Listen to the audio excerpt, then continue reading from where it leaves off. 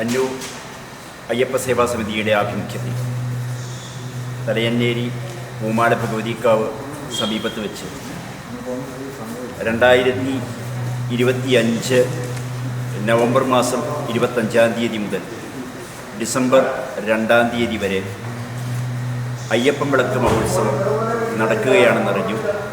ഈ അയ്യപ്പൻ വിളക്ക് മഹോത്സവത്തിന് എല്ലാവിധ ഭാവുകങ്ങളും ആശംസകളും നേരുന്നു.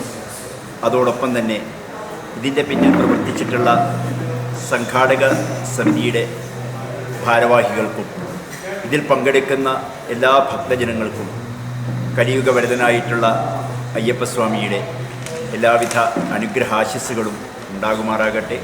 സ്വാമിയേ ശരണമയ്യപ്പ.